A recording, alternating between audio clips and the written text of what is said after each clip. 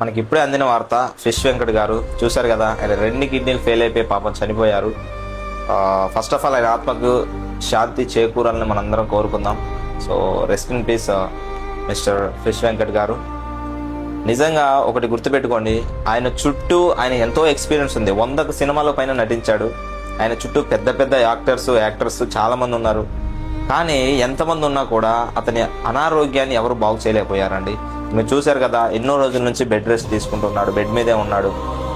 ఇక్కడ మనం గమనించాల్సిన విషయం ఏంటి అంటే, మన హెల్త్ అనేది చాలా చాలా మోస్ట్ చాలా ఇంపార్టెంట్. ఎందుకంటే ఇప్పుడు మనం తినేది, తాగేది, వాడేది, చూసేది ప్రతిదీ కెమికల్ అవ్వడం వల్ల, ప్రతిదీ పొల్యూటెడ్ అవ్వడం వల్ల ఈరోజు ప్రతి ఒక్క పర్సన్కి, ప్రతి ఒక్క ఇంట్లో డబ్బు ఉందా లేదని పక్కన పెట్టేసేయండి, జబ్బు మాత్రం ఏదో ఒకటి ఉంటుందండి. అల్సర్ నుంచి క్యాన్సర్ దాకా ఏదో ఒక ప్రాబ్లంతో బాధపడుతున్న వాళ్ళు చాలా మంది ఉన్నారు. ఈ ప్రాబ్లంకి సొల్యూషన్ ఏంటి అంటే, ప్రికాషనల్గా మనం సప్లిమెంట్స్ అనేవి తీసుకోవాలి. దయచేసి నేను బిజినెస్ పరంగా మాట్లాడట్లేదు. ఎందుకంటే మనం తినే ఆహారంలో proteins, vitamins, carbohydrates, minerals, fibre ఏది దొరకనప్పుడు మనం హెల్త్ ప్రాబ్లమ్స్ అనేది ఖచ్చితంగా ఫేస్ చేయాల్సి వస్తుంది. కాబట్టి నా రిక్వెస్ట్ ఏంటి అంటే, ప్రతి ఒక్కరూ హెల్త్ సప్లిమెంట్స్ తీసుకోండి.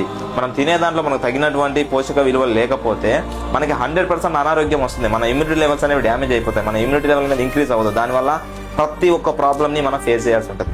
దయచేసి నా రిక్వెస్ట్, మనకి ఎంత డబ్బున్నా, ఎంత పలుకుబడి ఉన్నా, మన తాత ముత్తాతలు ఎమ్మెల్యేలు, ఎంపీలు,